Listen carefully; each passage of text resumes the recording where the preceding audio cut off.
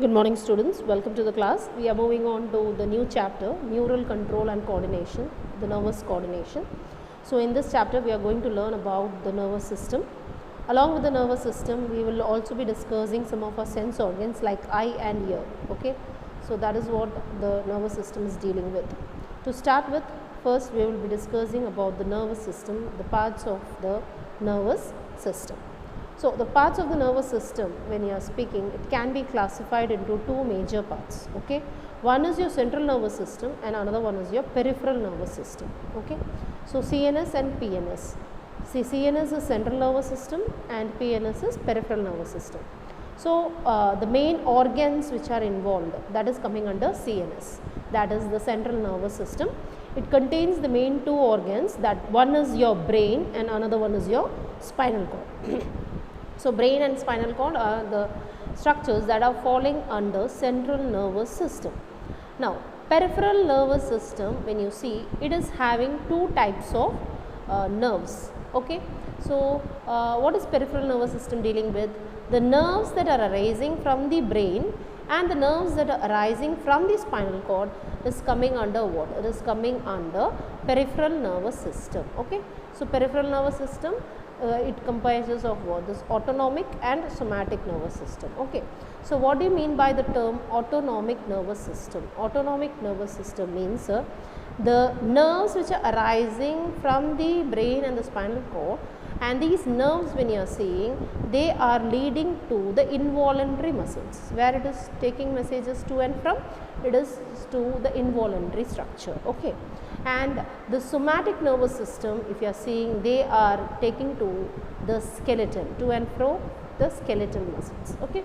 So, messages, the nerves which is carrying to the involuntary structures, bringing about all the involuntary activities in our body. So, these nerves which is carrying, controlling our involuntary activities are coming under which nervous system? Autonomic nervous system. The voluntary activity which is under our control, the nerves that are controlling all our voluntary activities, that nerves are coming under which one? Somatic nervous system. So, you can find the somatic neural system, nervous system or neural system you can call, relays impulses. Impulses means messages, okay, from the central nervous system, that is either the brain and the spinal cord, to the skeletal muscles. So, skeletal muscles, you know, it is the voluntary muscles. Okay. While the autonomic nervous system or the neural system transmits impulses from the CNS to the involuntary organs and smooth muscles. So, involuntary organs, you know, the organs which I am not controlling, it has been carrying out its own function as such, it is not under my control. So, those organs are being controlled by this autonomic nervous system. Is that clear?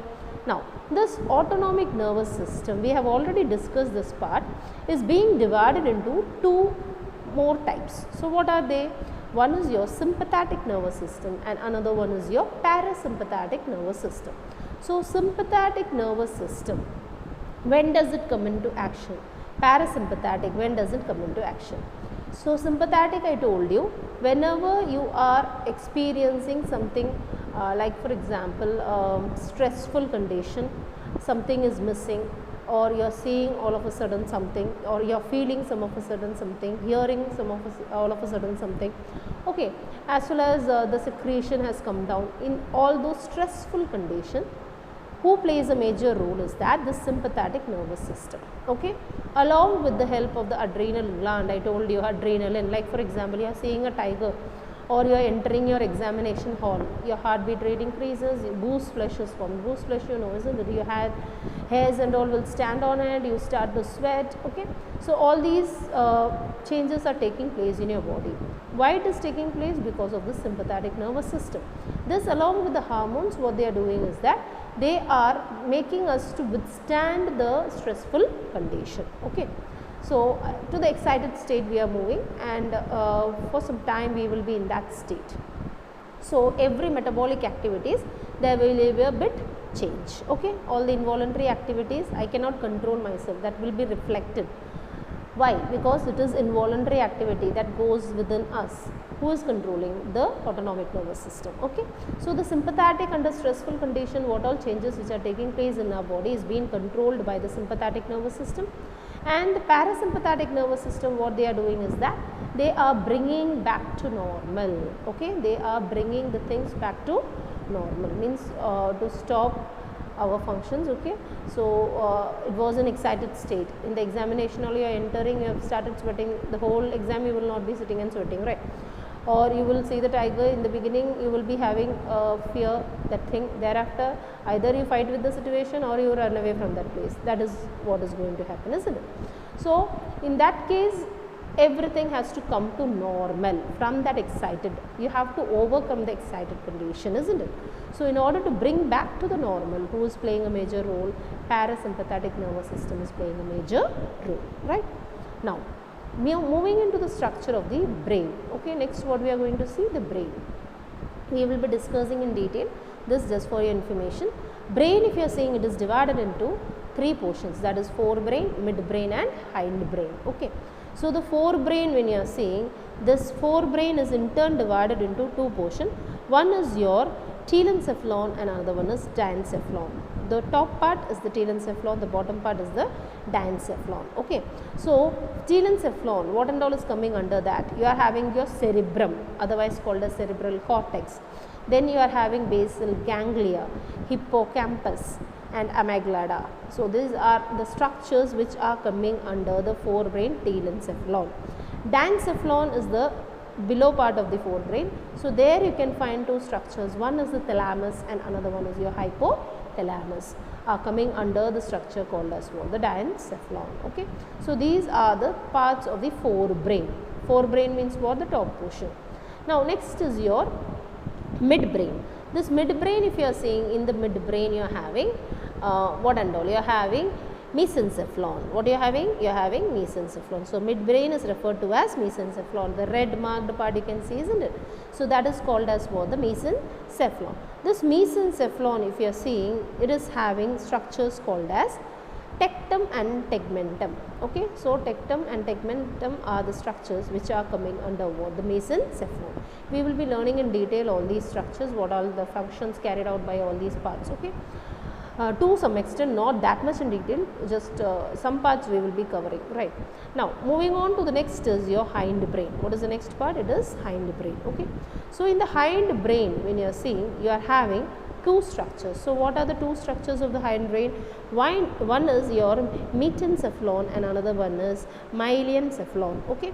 So this metencephalon and myelencephalon, in metencephalon, so this one is your metencephalon and another one is your myelencephalon. Okay. So this metencephalon is having pons and cerebellum. So this is pons and this one is cerebellum, and thereafter you can find medulla. Okay. Myelencephalon is having what? The medulla oblongata, which is present over here. So all these parts which are marked red is the structure which is associated. These structures are present in these locations. Okay. So this is cerebellum and this one is pons. Okay. And this one is your medulla oblongata. So these are the different parts of your brain. So what are the divisions of your brain? Forebrain, midbrain and hindbrain. Okay. Forebrain we call it as prosencephalon as such. Midbrain we call it as mesencephalon, and hindbrain we call it as rhombencephalon. What do we call them? Rhombencephalon. So these are the different names of the forebrain, midbrain and hindbrain. Forebrain is called as prosencephalon, hindbrain is called as rhombencephalon, and the midbrain is called as mesencephalon. Okay. So these are the different structures, means parts which are present in the brain. Okay. Now we are going to learn about the structure of the neuron. The structure of the neuron was previously covered. We have already learned the structure, isn't it? So you are having the neuron, the main cell body, the cytone structure where the nucleus is present. That part we call it as the cell body. What do we call them? We call them as the cell body. Inside that only what is present? The nucleus is present. From the cell body you have many branching structures coming out. Okay. So these branching structure which is coming out, we call it as what? We call them as the dendrites. What do we call them? Dendrites. Single we call it as dendrot, collectively we call it as dendrites. Inside the cytone you can find many granules are present. So these granules, dot granules which are present, we call it as what? The Nissls granule. Okay. Thereafter you can find a region from where one of the dendrite is growing vertically long, so that dendrite we call it as the axon. What do we call them? axon. Okay, and this axon, when you see, there is a covering, may be myelinated or unmyelinated, it depends. So if a what is that, fatty layer is present covering the axon, okay, so that are special cells, fat rich cells which are present, we call it as Schwann cells, okay, that is present, and they have what, they have nucleus within themselves as well. So that one we call it as what, the myelin sheath. So the cells are called as the Schwann cells, and myelin sheath, otherwise the myelin sheath we refer. So this is rich in what, the lipids. So they are highly having what, the lipids. Okay, so the axon at the ending branches into many branches, so that branches we call it as the axon endings or the axon terminals, and at all these axon terminals at the end will have a knob-like structure, isn't it? So this is the axon ending, you can find, and there will be a knob-like structure present. So all the axons are having a knob-like structure present. So these knob-like structures we call it as what, we call them as the synaptic knob. Okay, so this is regarding your structure of what, this neuron. Okay, so the neuron structure we have discussed. This we have already discussed in our animal tissue chapter, I think so. Now based on the presence or absence of your what is that, myelin sheath, okay, so the axons can be of two types, that is myelinated and non-myelinated, means they do not have myelin sheath. Non-myelinated, myelinated fibers are having what, they are having the myelin sheath. Okay, so the myelinated nerve fibers are enveloped with Schwann cells. I told you, if the myelin sheath is present, they are enveloped by what, the Schwann cells, which forms myelin sheath around the axon. Myelinated nerve fibers are found in where, spinal and cranial nerves. On the spinal nerves as well as the cranial nerves, you can find what, you find this myelin sheath. And the gaps between the two myelin sheath we have discussed, isn't it? So between the two myelin sheath you can find a gap is present. So that gap we call it as what, this gap we call it as nodes of Ranvier. What do we call them? We call them as the nodes of Ranvier. So that also you have to note. Unmyelinated nerve fibers is enclosed by a Schwann cell that does not form myelin sheath, means they are having the Schwann cell, but the Schwann cell is so they are having only the membranous covering, no fatty materials are present. So myelin sheath is absent in them. So that sort of cells we call it as what, unmyelinated nerve fibers. Where it is found? It is found in the autonomic nervous system and the somatic nervous system. Okay, which is taking to the nerves which are taking to the muscles, skeletal muscles as well as to the involuntary muscles. The nerves which are taking, that one is having what? They are having this unmyelinated nervous fibers. Okay, so that is one more thing which you have to note. And based on the number of axons and dendrites, we know what is an axon. This is an axon, and so this is an axon and this is the dendrites, isn't it? Based on the how many axons and how many dendrites are present, there are three types of neurons. Okay, so what are the three types of neuron? One is your multipolar neuron, second one is your bipolar neuron, and third one is your unipolar neuron. Multipolar, bipolar and unipolar. Multipolar, when you are seeing, they are having only with one axon and many dendrites. Okay, multipolar is having one axon and many dendrites. So this one we call it as multipolar. Bipolar neuron is having one axon and one dendrite. Okay, so they are having one axon and one dendrite. Unipolar neuron is found in embryonic state. They have one axon only. This axon later differentiate into dendrites and axons. Okay, so the unipolar neuron is having only one axon. Axon means one branch. Okay, and here bipolar neuron is having two branching. One is your dendrites and another one is your axon.